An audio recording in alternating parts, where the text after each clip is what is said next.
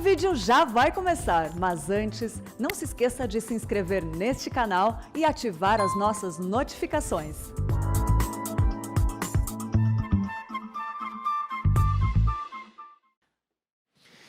Irmãos queridos, que bênção neste domingo podermos presencialmente participar deste culto. Que bom que você está aqui. Bendito seja Deus. Convido você agora também a abrir sua Bíblia comigo na primeira carta do apóstolo Paulo aos Coríntios, capítulo 15. Primeira carta de Paulo aos Coríntios, capítulo 15. E vamos ler até o versículo 28. De 1 a 28. Esta passagem talvez seja a mais exaustiva, a mais completa, a mais eloquente de toda a Bíblia sobre esta verdade magna, que é a ressurreição do Senhor Jesus Cristo. E Paulo diz assim: irmãos, venho lembrar-vos o evangelho que vos anunciei, o qual recebestes e no qual ainda perseverais. Por ele também sois salvos, se retiverdes a palavra tal como vou-la preguei, a menos que tenhais crido em vão. Antes de tudo vos entreguei o que também recebi, que Cristo morreu pelos nossos pecados, segundo as Escrituras, e que foi sepultado e ressuscitou ao terceiro dia, segundo as Escrituras, e apareceu a Cefas, e depois aos 12, depois foi visto por mais de 500 irmãos de uma só vez, dos quais a maioria sobrevive até agora, porém alguns já dormem. Depois foi visto por Tiago, mais tarde por todos os apóstolos, e afinal, depois de todos, foi visto também por mim, como por um nascido fora de tempo. Porque eu sou o menor dos apóstolos, que mesmo não sou digno de ser chamado apóstolo, pois persegui a igreja de Deus. Mas pela graça de Deus sou o que sou, e a sua graça que me foi dada não se tornou vã. Antes trabalhei muito mais do que todos eles, todavia não eu, mas a graça de Deus comigo. Portanto, seja eu, ou sejam eles, assim pregamos, e assim crestes. Ora, se é corrente pregar-se que Cristo ressuscitou dentre os mortos, como pois afirmam alguns dentre vós que não há ressurreição de mortos? E se não há ressurreição de mortos, então Cristo não ressuscitou. E se Cristo não ressuscitou, é vã a nossa pregação, e vã a vossa fé. E somos tidos por falsas testemunhas de Deus, porque temos asseverado contra Deus que Ele ressuscitou a Cristo, ao qual Ele não ressuscitou, se é certo que os mortos não ressuscitam. Porque se os mortos não ressuscitam, também Cristo não ressuscitou. E se Cristo não ressuscitou, é vã a vossa fé, e ainda permaneceis nos vossos pecados. E ainda mais, os que dormiram em Cristo pereceram. Se a nossa esperança em Cristo se limita apenas a esta vida, somos os mais infelizes de todos os homens. Mas de fato Cristo ressuscitou dentre os mortos, sendo Ele as primícias dos que dormem. Visto que a morte veio por um homem, também por um homem veio a ressurreição dos mortos. Porque assim como em Adão todos morrem, assim também todos serão vivificados em Cristo, cada um, porém, por sua própria ordem. Cristo as primícias, depois os que são de Cristo na sua vinda. E então virá o fim, quando Ele entregar o reino ao Deus e Pai, quando houver destruído todo o principado, bem como toda a potestade e poder, porque convém que Ele reine até que haja posto todos os inimigos debaixo dos pés. O último inimigo a ser destruído é a morte, porque todas as coisas sujeitou debaixo dos pés. E quando diz que todas as coisas lhe são ou lhe estão sujeitas, certamente exclui aquele que tudo lhe subordinou.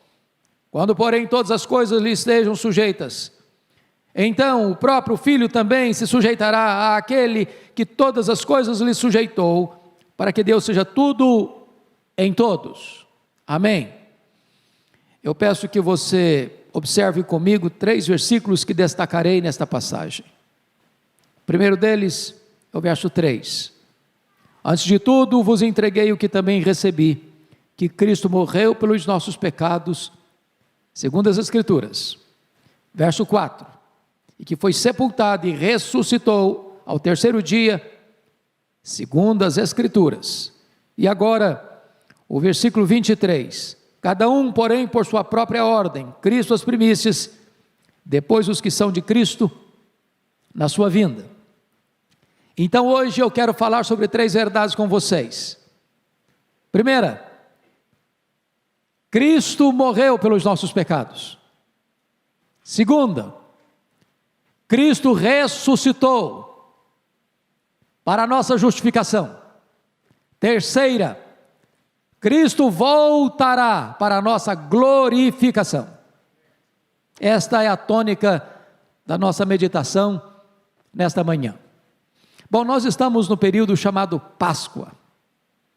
É curioso isso, mas de vez em quando você recebe um WhatsApp dizendo Feliz Páscoa. E até o comércio, muito animadamente, celebra essa data. E muitos até se presenteiam com um delicioso chocolate, chamado ovo de Páscoa. E a nossa geração parece que está acostumada a pensar que a Páscoa tem a ver com o coelho, e tem a ver com o chocolate. Eu queria então, muito brevemente, introduzir a minha mensagem, relembrando a vocês a história da Páscoa. A Páscoa é a maior festa judaica, porque a Páscoa é o momento histórico quando Deus libertou o seu povo de uma amarga e longa escravidão no Egito. 9 pragas já haviam devastado o Egito, porque cada praga que veio desbancava uma divindade no panteão egípcio. A 10ª praga seria o golpe final, seria o último prego no caixão das divindades egípcias. E então Deus avisa que haveria naquela noite, Ele mesmo passaria por toda a terra do Egito, e todo primogênito morreria naquela noite, para que os egípcios, para que os israelitas não sofressem o mesmo juízo. Deus ordena que cada família imolasse um cordeiro, e colocasse o sangue no batente das portas, e então o Senhor naquela noite passaria pelo Egito. Ao ver o sangue, passaria por cima, e ali não aplicaria o juízo.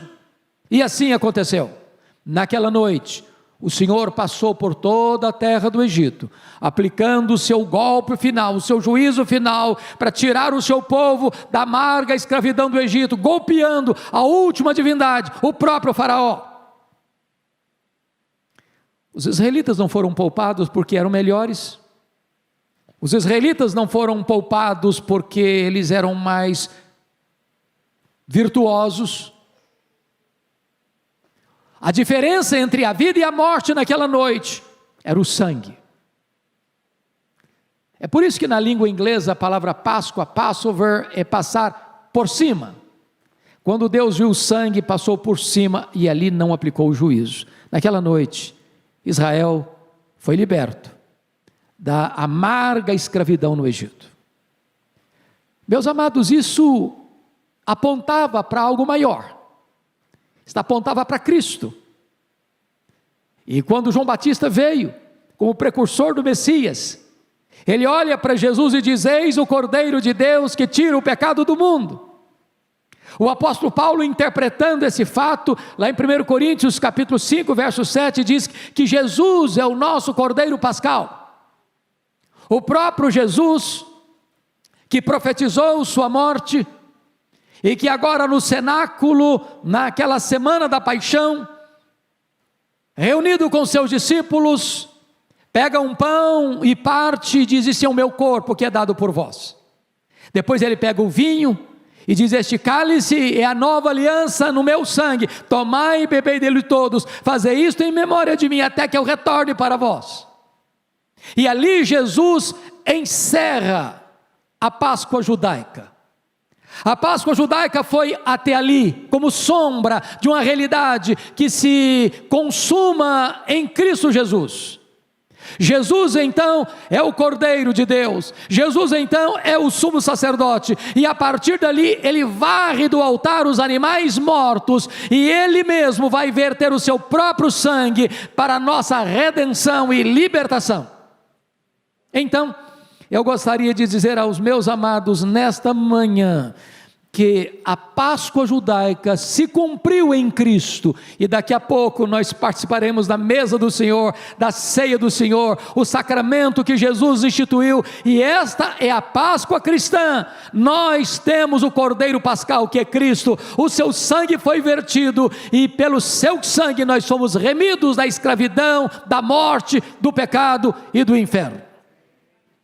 Meus amados, se nós usarmos a palavra Páscoa como um vocabulário muito conhecido, diríamos a vocês então, que esta celebração aponta-nos para 3 verdades essenciais do cristianismo. A primeira delas é que Cristo morreu pelos nossos pecados, segundo as Escrituras. Sabe o que significa isso? A morte de Cristo não foi um acidente, não foi um acidente. Ela foi profetizada detalhadamente, séculos antes de Jesus vir ao mundo. O próprio Jesus, conforme foi lido hoje aqui em Lucas 24, havia dito na Galileia para os seus discípulos e para estas mulheres que eram da Galileia, que sustentaram o ministério de Jesus e que acompanharam Jesus a Jerusalém e que foram levar aromas para embalsamar o seu corpo. Jesus havia dito para eles e para elas que era necessário que ele subisse para Jerusalém, fosse entregue nas mãos dos pecadores para ser crucificado, para ressuscitar ao terceiro dia. Quando Jesus morreu, ele morreu debaixo da profecia, ele nasceu para morrer, ele veio para morrer, ele tinha consciência disso. Ele não foi para aquela cruz porque certamente Judas o traiu por ganância. Ele não foi para aquela cruz porque o sinédrio, por inveja, o entregou ao governador romano. Ele não foi para aquela cruz porque Pilatos covardemente o sentenciou à pena de morte, morte de cruz. Ele foi para aquela cruz porque o Pai o entregou por amor. Ele foi para aquela cruz porque Ele mesmo voluntariamente deu a sua vida por nós. A morte de Cristo certamente foi o crime mais horrendo da história. O crime mais horrendo da história. Judeus e gentios se mancomunaram para matar o autor da vida, mas diz o apóstolo Pedro em Jerusalém, que aquilo que os homens fizeram, simplesmente estavam realizando o predeterminado propósito e desígnio de Deus, porque na verdade a morte de Cristo já estava selada antes da fundação do mundo. O Cordeiro de Deus morreu antes da fundação do mundo, nos decretos de Deus, ele veio para morrer, e aquela morte estava profundamente sinalizando o cumprimento do propósito de Deus. Por que ele morreu? Ele morreu porque o Pai amou você, de tal maneira que deu o seu Filho unigênito, para que todo o que nele crê não pereça, mas tenha vida eterna. Por que ele morreu? Ele morreu porque o Pai não poupou o seu próprio Filho, antes por todos nós o entregou. Por que ele morreu? Diz Paulo nesse texto, ele morreu pelos nossos pecados, segundo as Escrituras. Ele não morreu como um mártir, ele morreu como o nosso redentor, ele morreu como o nosso representante, ele morreu como o nosso fiador, ele morreu porque assumiu o nosso lugar como nosso substituto e sofreu o golpe da lei que nós devíamos sofrer e satisfez a justiça de Deus que nós não podíamos fazer. Ele bebeu sozinho aquele amargo cálice da ira de Deus e ele morreu a nossa morte pelos nossos pecados, para quitar a nossa dívida, para nos redimir e nos dar a vida eterna. Esta é a verdade principal da Escritura. O apóstolo, ou melhor, o evangelista Lucas, lá em Lucas 9:31, vai dizer que o nosso êxodo, a nossa libertação da escravidão, aconteceu quando Jesus subiu para Jerusalém para morrer na cruz, em nosso lugar, em nosso favor. Mas o apóstolo Paulo vai dizer ainda no versículo 4, que a segunda verdade que nós estamos celebrando nesta manhã, é que Jesus Cristo ressuscitou ao terceiro dia, segundo as Escrituras. E se a morte de Cristo não foi um acidente, a ressurreição de Cristo não foi uma surpresa. Ele profetizou não apenas a sua morte, mas ele profetizou também que ressurgiria dentre os mortos no terceiro dia. E sabe, amados irmãos, esta é uma verdade que incomoda muito o mundo. Essa é uma verdade que desestabiliza o inferno. Esta é uma verdade que os céticos querem fazer de tudo para que o mundo não escute. Foi por isso que lá atrás, aqueles mesmos que levaram Jesus ao pretório romano, acusando-o de blasfêmia e conspiração, deram somas vultuosas aos soldados para que eles negassem que Jesus havia ressuscitado.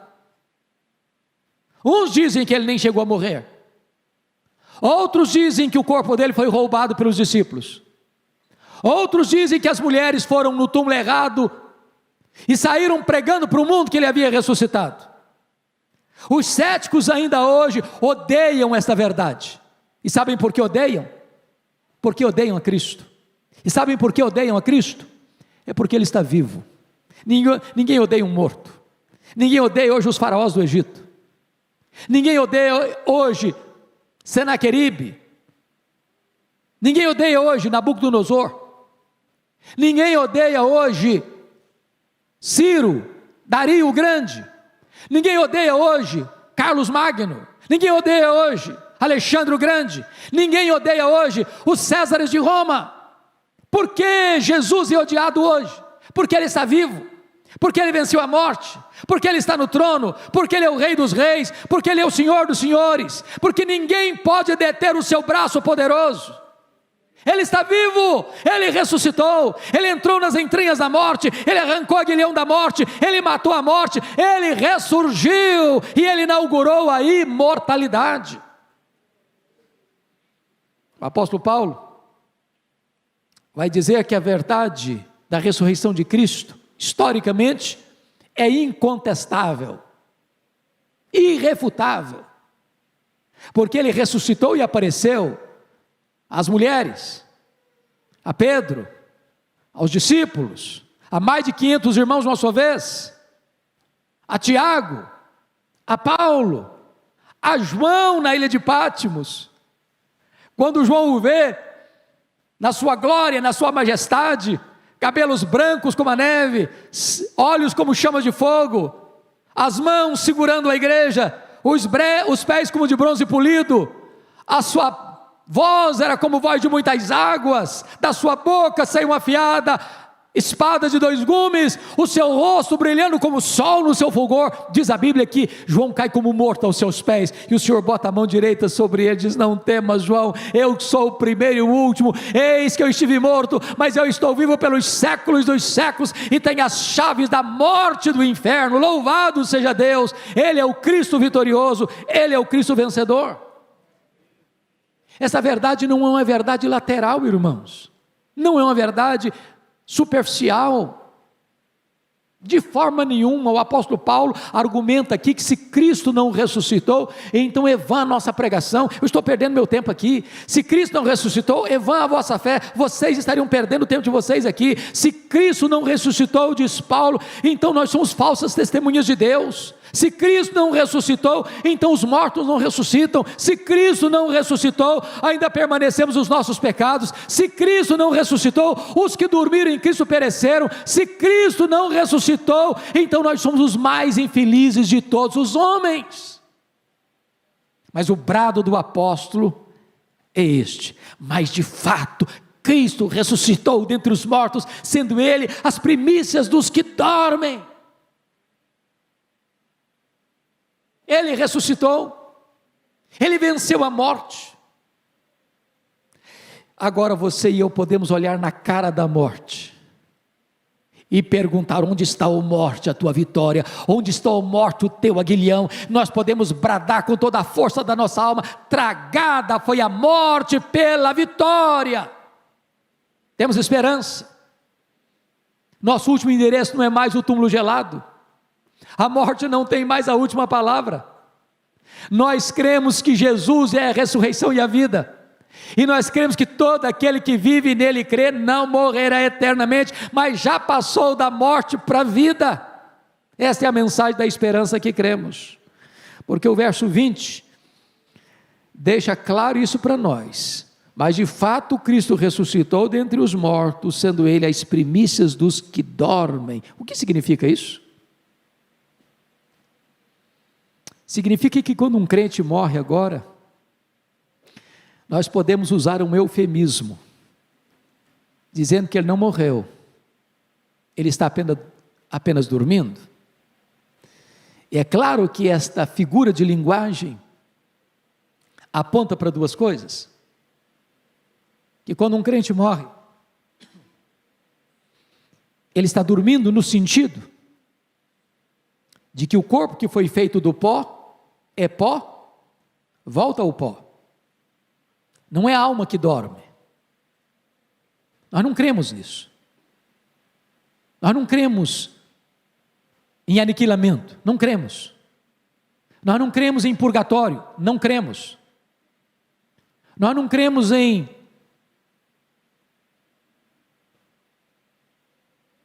sono da alma, não cremos. Nós não cremos em reencarnação, nós não cremos. Nós cremos que quando um crente morre, a sua alma é imediatamente aperfeiçoada para entrar no céu. Já começa a desfrutar o céu. Portanto, não é a alma que está descansando. A alma está reinando com Cristo. A alma já está desfrutando das venturas celestiais. Nós cremos que o corpo, que foi feito do pó, é pó, volta ao pó. E esta é a linguagem do descanso. Esses são os que dormem. O que dorme é o corpo, não a alma. Porém, quando Jesus voltar, aqueles que estão com Ele no céu, já glorificados, a sua alma glorificada, esses virão com Ele entre nuvens. E a primeira coisa que vai acontecer, diz a Escritura, é que antes dos vivos serem transformados e arrebatados para encontrar o Senhor Jesus nos ares, os mortos em Cristo primeiro ressuscitam. Só depois os vivos são transformados. E esse corpo que agora ressuscita glorificado, se une àquela alma que já estava na glória, e então nós estaremos para sempre com o Senhor. Se você pergunta, como perguntaram para Paulo no capítulo 15, verso 35, em que corpo vem? Paulo responde que uma espécie de semeadura, semeia-se na corrupção, ressuscita-se na incorrupção. Sabe o que significa isso? Esse corpo nosso é corruptível, inegavelmente corruptível. O tempo vai esculpindo rugas na nossa face, querendo ou não. Os nossos cabelos ou ficam brancos ou caem, inevitavelmente. Nossas pernas ficam bambas, nossos joelhos trôpegos, nossas mãos descaídas. Há envelhecimento, ficamos enrugados, fracos, caquéticos, porque somos mortais. Mas o corpo que vai ressuscitar não fica velho, não fica cansado, não fica enrugado, não fica caquético, não fica doente, não fica estressado, não tem ansiedade, não tem depressão, não tem defeito físico. O corpo da ressurreição não terá briga nem com o espelho, nem com a balança. Nós teremos um corpo perfeito, semelhante ao corpo da glória do Senhor Jesus. Diz o apóstolo Paulo: semeia-se em desonra, ressuscita-se em glória. Oh, meus irmãos, quantos de nós já vimos ou um amigo, ou um parente, ou um membro da família, tantos anos doente, ou tantos meses hospitalizado, ou tantas vezes lutando bravamente com enfermidade crônica e terrível, que foi assolando o corpo, que foi machucando o corpo, e a pessoa ficou como que pele e osso, lutando bravamente para viver. Quando essa pessoa morre e ela é lançada no ventre da terra como uma semente machucada, em desonra, o que vai ressurgir daí é um corpo de glória, é um corpo semelhante ao corpo da glória do Senhor Jesus, que vai brilhar como o sol no firmamento. Bendito seja Deus. Paulo diz: semeia-se em fraqueza, ressuscita-se em poder. Oh, como nós somos fracos, como nós temos limitações, como o nosso corpo tem impossibilidades intransponíveis, mas o corpo da ressurreição será um corpo poderoso, como o corpo de Jesus, que entrava numa casa com a porta fechada, sem ninguém precisar abrir a porta, como ele saía de Jerusalém e aparecia lá na Galileia, mais de 100 quilômetros, sem precisar percorrer o trecho, como ele fisicamente retorna ao céu entre nuvens. Assim será o corpo da ressurreição, um corpo poderoso. Então, eu quero dizer a você que esta é a mensagem da Páscoa, que Jesus venceu a morte, que Jesus matou a morte, que Jesus inaugurou a imortalidade, e que Ele ressuscitou como primícias, como primeiro, e nós estamos seguindo nessa fila. Nós também, se não formos transformados, porque se Jesus voltar e nós não morrermos ainda, não é desse jeito que nós vamos para o céu não, nós vamos ser transformados, mas se nós partirmos antes, nós já vamos começar a gozar das venturas do céu, e quando Jesus voltar, nós não teremos prejuízo, porque os mortos em Cristo ressuscitam primeiro, só depois os que estiverem vivos serão transformados e arrebatados para encontrar o Senhor Jesus nos ares. Por isso um crente não vê a morte como uma derrota, como um fracasso, como uma tragédia, porque para nós viver é Cristo e o morrer é lucro. Para nós morrer é deixar o corpo e habitar com o Senhor. Para nós morrer é partir para estar com Cristo, o que é incomparavelmente melhor. Para nós morrer é bem-aventurança, porque aos olhos do Senhor preciosas são a morte dos seus santos. Bendito seja Deus, temos uma viva esperança. Mas esse texto termina dizendo que a mensagem da Páscoa tem 3 colunas centrais. Primeiro, Cristo morreu pelos nossos pecados. Segundo, Jesus morreu, ressuscitou para a nossa justificação. Terceiro, Jesus voltará para a nossa glorificação. E a segunda vinda de Cristo, irmãos, é a acrópole da esperança cristã. A segunda vinda de Cristo, irmãos, é o pináculo da nossa segurança, da nossa esperança. Jesus voltará.